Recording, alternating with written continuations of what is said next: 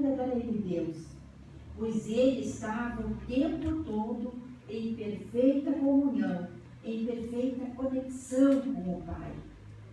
E ele então foi o Espírito mais puro que aqui encarnou. E então, sabendo que não existem espíritos privilegiados, esse Espírito que nós conhecemos como Jesus, um dia também foi criado por Deus da mesma forma que cada um de nós, ou seja, simples e ignorante.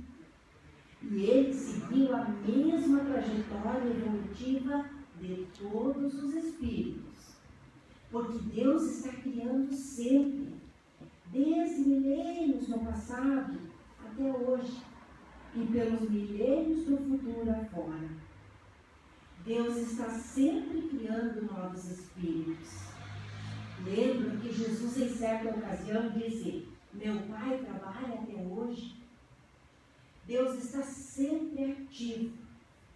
Então, Jesus pode ser considerado por nós como um irmão mais velho, alguém que já percorreu o caminho da evolução numa época muito anterior, milhares de milênios antes de Deus ter criado a nós.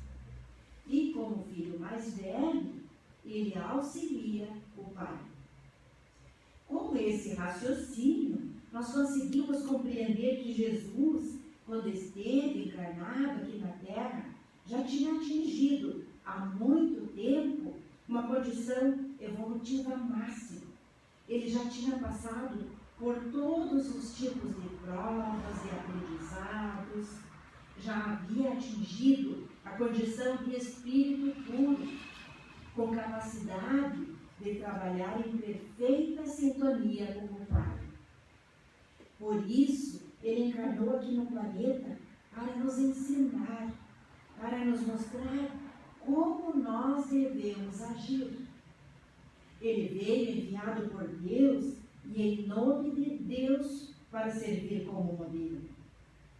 E o exemplo dele é de como devemos aceitar a vontade de Deus e como devemos cumprir as leis divinas. Mas para que tudo isso? Para que possamos ser felizes, é claro. É o que todos nós queremos, a felicidade. E não só a felicidade aqui, enquanto estamos encarnados nesse corpo, nesse planeta, mas também no mundo espiritual, quando para lá retornarmos. Todos queremos ser felizes. E vamos então analisar um texto do Evangelho de João, procurando esclarecer o que ele nos fala. João começa o seu relato dizendo, no capítulo 1, versículo 1, no princípio havia o Verbo, e o Verbo estava junto de Deus, e o Verbo era Deus. O que é o Verbo? Na gramática, verbo é uma classe de palavras que exprime a ação. Mas como assim? Será que é isso em sentido literal? Um verbo, uma palavra que exprime a ação, estava junto de Deus. Faz sentido isso para vocês? Pois é, na maioria das religiões, a interpretação da Bíblia é feita de forma literal, ao pé da letra, como se diz popularmente, e por causa disso, aconteceram muitos erros de interpretação. Mas e se nós utilizarmos uma interpretação diferente? Digamos, se buscarmos o sentido espiritual. No dicionário Espiritismo, de A a Z, da Federação Espírita Brasileira, nós encontramos a seguinte definição: o verbo nada mais é do que a vontade e a palavra de Deus. Jesus sentia a vontade do seu Criador e Pai, e pela palavra foi o transmissor dessa vontade perante toda a natureza. No princípio era o Verbo. Sim, no princípio da criação criação do planeta Terra, Jesus, podemos dizer, médium de Deus, engenheiro-chefe, dava as ordens para organizar todas as coisas. Percebe? A identificação, a conexão, a interação entre Jesus e Deus é tão perfeita que para nós parece até que eles são um só. E como representante de Deus, para nós ele era como se fosse o próprio Deus. E se Deus estivesse aqui, comandando, tomando todas as providências necessárias para transformar a terra num local adequado para abrigar a vida, para que nós pudéssemos utilizá-la, para nos servir de um lar. Retomando, vamos ver mais uma sequência do trecho do Evangelho de João.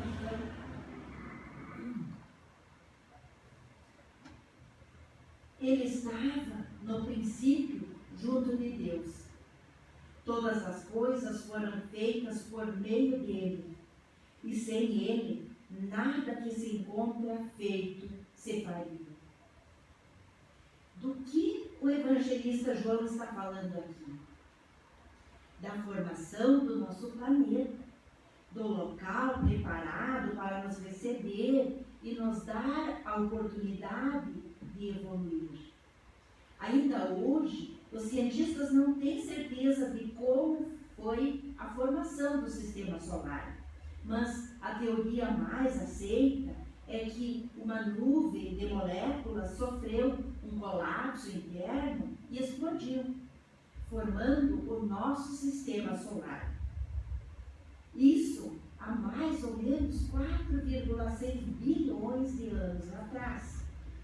É a teoria do Big Bang, ou grande explosão. E os espíritos nos explicam que Jesus recebeu de Deus a incumbência de organizar o planeta Terra. Na sequência, então, João vai nos dizer: nele havia vida, e a vida era a luz dos homens. Vamos tentar entender esse trecho, então? Nele, em Jesus, havia vida. Jesus tinha a capacidade de desenvolver a vida no planeta.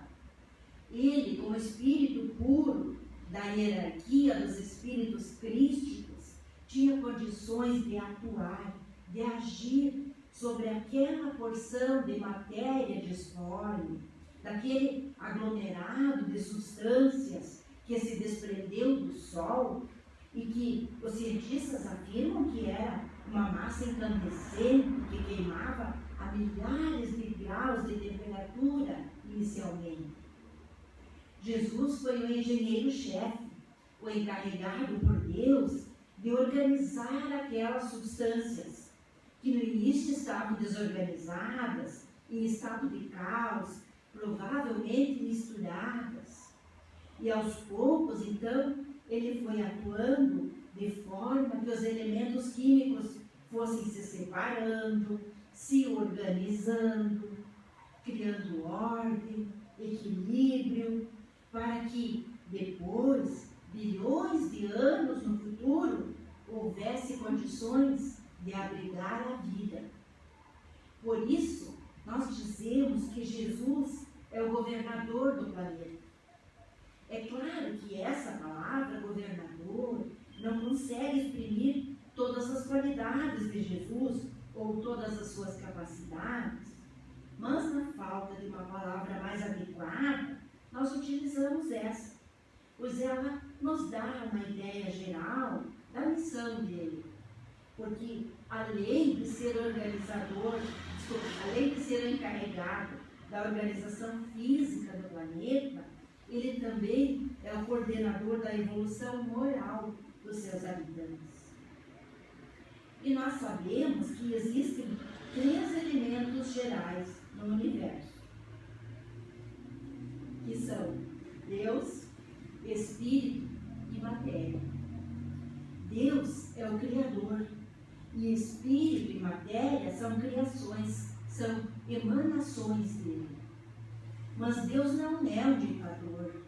Ele quer que os espíritos contribuam na obra da criação. Ele não quer decidir tudo sozinho. E por isso, então, cada um de nós, por menores que sejamos, recebe a capacidade e a oportunidade de contribuir na obra da criação divina. Claro, com a nossa pequenez, por enquanto, contribuímos com muito pouco, o que já é bem diferente para um espírito da hierarquia de Jesus. Pois ele, na época da formação do nosso planeta, ou seja, há mais de 4,5 bilhões de anos atrás, já estava no topo da evolução espiritual e já era um colaborador de Deus na organização de novos planetas. Então, é isso que o Evangelho de João refere naquele slide anterior, quando ele diz: nele havia vida, e a vida era a luz dos homens.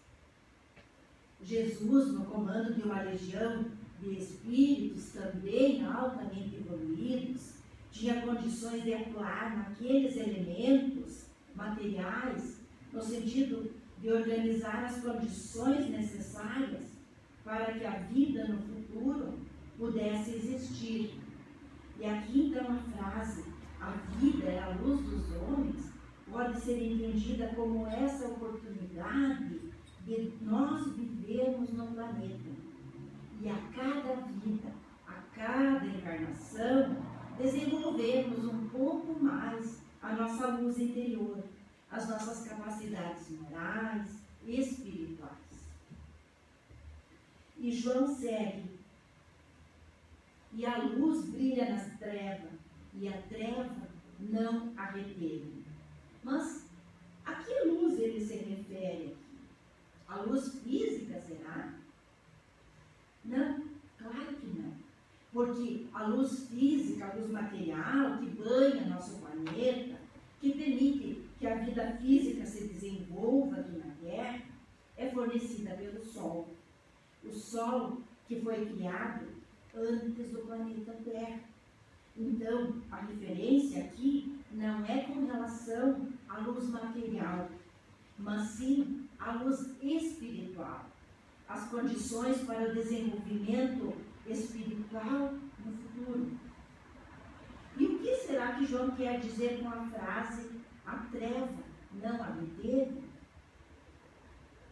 A ciência estuda a luz e já sabe qual a velocidade dela, que ela se desloca. Mas e as trevas e a escuridão? Alguém de vocês pode me dizer como se avalia, como se mede a treva? Alguém sabe? Que instrumentos a ciência usa para analisar a treva, a escuridão? Aliás, a ciência consegue fazer isso? Não, né, gente? Porque as trevas, a escuridão não tem existência própria. É apenas ausência de luz. Pense comigo. Se nós entramos em um porão, um local fechado, escuro, nós podemos apanhar uma quantidade de escuridão, colocar num recipiente, digamos uma mala, e levar para um outro lugar, espalhar para aquele outro lugar? Alguém já tentou fazer isso? É possível? Mas o que nós fazemos quando nós queremos acabar com a escuridão? Nós acendemos uma luz. Na questão espiritual acontece a mesma coisa. A escuridão espiritual é apenas a ausência de luz. E o que seria essa ausência de luz espiritual? Aliás, o que significa luz espiritual? É a ignorância, a falta de saber, a falta de conhecimento, de virtudes morais, de amorosidade, a falta de benevolência, de fraternidade. Tem até uma frase que diz mais ou menos assim: a mente que se abre para um novo saber nunca mais volta ao seu tamanho anterior. tem como desfazer o conhecimento, nem o bom sentimento. Dá até para esquecer, mas não dá mais para alegar desconhecimento. Então a treva não pode deter a luz. A luz se impõe e acaba com a treva. E João prossegue nos dizendo: ele, Jesus, era a luz verdadeira, que ilumina todo homem que veio para o mundo. Estava no mundo, e o mundo por meio dele foi feito. E o mundo não o conheceu. Veio para suas próprias coisas, mas os seus não o acolheram. Mas a todos que o receberam, deu-lhes, aos que creem em seu nome, o poder de se tornarem filhos de Deus. E o Verbo se fez carne e viveu entre nós. Vejam que interessante. João, lá no começo dos seus escritos, refere que Jesus é o responsável pela formação, pela formatação, digamos assim, do planeta, né? da parte material, de todos os elementos da natureza, para que os seres vivos pudessem utilizar esse planeta na sua evolução, o homem inclusive. E em seguida, aqui no versículo 9, ele muda o enfoque. Ele afirma que o Verbo se fez carne depois e habitou entre nós. Então, aqui fica claro que o Verbo que veio habitar entre nós é o mesmo Verbo que organizou o planeta. Percebem? E quem é esse Verbo? Esse Verbo é Jesus. E então ele comenta que ele veio para os seus, mas quem são os seus? Os seus são os seus irmãos, tão filhos de Deus quanto ele mesmo. Os seus irmãos em humanidade, mas os seus não o acolheram. A vida de um Messias, de um Salvador, foi anunciada durante muitos séculos.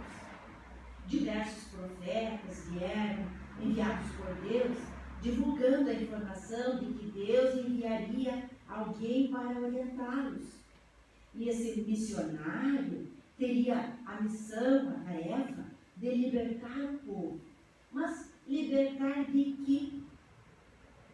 O povo esperava por alguém que viesse salvar os seguidores de Moisés, os judeus, libertá-los das dificuldades e dos sofrimentos.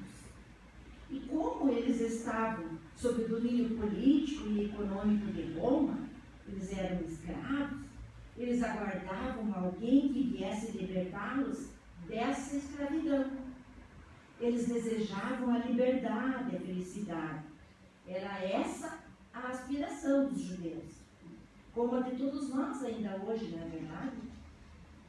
Eles esperavam alguém que viesse libertar o corpo da escravidão. Mas o objetivo de Jesus era muito maior. Não apenas libertar o corpo, mas a alma, o espírito. Porque a libertação do corpo é uma questão pequena, útil apenas durante a vida física. Mas a libertação da alma, do espírito, terá utilidade eterna em qualquer plano da vida em que estivermos. E Jesus acompanhou a evolução do homem desde os primórdios. Vamos voltar então aqui no slide, onde no versículo 12, João diz: mas a todos que o receberam, deu-lhes, aos que creem no seu nome, o poder de se tornarem filhos de Deus.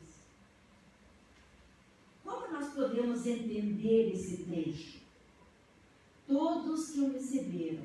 Mas quem o recebeu? Aqueles que estavam encarnados na época em que ele esteve aqui, mas também todos nós que tomamos conhecimento dos seus ensinos, dos seus exemplos. deu-lhes aos que creem no seu nome. Aqueles que creem no seu nome, aqueles que acreditam que Ele é enviado por Deus, que Ele é o representante de Deus na terra e que aquilo que Ele ensinou faz sentido, é verdade, é real, porque Ele ensinou e demonstrou como funcionam as leis de Deus. Ele demonstrou que só praticando as leis divinas nós conseguiremos evoluir a ponto de, assim como Ele, chegarmos o mais próximo possível espiritualmente de Deus. Que só se dedicando a ajudar o próximo estaremos fazendo a vontade de Deus. E Jesus veio nos convidar a seguir os seus passos, a fazer como Ele. E como nós sabemos disso? Porque lá no Evangelho de João, ainda no capítulo 8, versículo 12, diz assim: então novamente Jesus lhes falou, dizendo: eu sou a luz do mundo, quem me segue não anda em treva, mas terá a luz da vida. Nessa fala, Jesus deixa bem claro, Ele é a luz do mundo, Ele é a luz espiritual, Ele é a lâmpada, a lanterna, o farol que guia sua vida. Vamos tentar entender um pouco melhor esse texto? Nós somos espíritos, criados por Deus. No começo da nossa jornada, nós éramos simples e sem conhecimento. Hoje, nós já temos uma caminhada. A maioria de nós aqui já passou por dezenas, talvez centenas de encarnações. E o professor, escritor e estudioso da Bíblia, Severino Celestino da Silva, tem uma fala muito interessante que serve para a nossa reflexão. Ele nos diz então que os judeus conhecem a lei de Moisés, que nós chamamos de primeira revelação. Os cristãos conhecem a lei de Moisés e o Evangelho de Jesus, a primeira e a segunda revelações. E nós, os espíritas, que conhecemos a lei de Moisés, o Evangelho de Jesus e a doutrina espírita. Ou seja, conhecimentos, luzes intelectuais, nós já temos muitas. O que nos falta é desenvolvermos os bons sentimentos. E Jesus nos convida a fazer isso, conforme o evangelista Mateus registra na seguinte fala: vós sois a luz do mundo. Não se pode ocultar uma cidade situada sobre um monte, nem se acende uma candeia colocando-a debaixo de um móvel, mas sobre um candeeiro. Assim ilumina todos os que estão na casa. Vejam, cada um de nós é uma luz. Cada um de nós é portador de capacidades, de virtudes. E assim, como não é possível esconder uma cidade construída sobre uma montanha, também nós não podemos esconder que já temos muitos conhecimentos, já temos algumas virtudes e já temos capacidade de atuar no bem. E se há 2000 anos atrás ninguém acendia uma lâmpada para escondê-la debaixo de um móvel, hoje nós colocamos as lâmpadas no alto, no teto das nossas casas, para que ilumine cada cantinho, para acabar com a escuridão. Na carta aos Efésios, o apóstolo Paulo reforça esse ensinamento, quando ele nos diz: andai como filhos da luz. Se Deus é nosso Pai, a luz do universo, se Jesus é a luz do nosso planeta, nós, filhos de Deus, também temos dentro de nós nós essa centelha divina. Mas como nós temos andado? Como temos nos comportado no mundo? Temos agido como filhos da luz? Em diversas ocasiões, Jesus nos orienta: brilhai a vossa luz, nos dando incentivo para que utilizemos as nossas capacidades no bem, a serviço do próximo, fazendo a nossa transformação moral, amando, ajudando, servindo, perdoando, fazendo brilhar a luz dos bons sentimentos, das virtudes, encontrando o sentido da vida. Mas cabe a nós, a decisão é nossa de colocarmos em prática o maior mandamento que Jesus nos deixou, que diz: amar a Deus sobre todas as coisas e ao próximo como a nós mesmos. Fica então essa reflexão para cada um de nós. Minha gratidão a Deus, ao Mestre Jesus, pela oportunidade de conduzir essas reflexões junto com cada um de vocês nessa noite. Que Deus nos abençoe.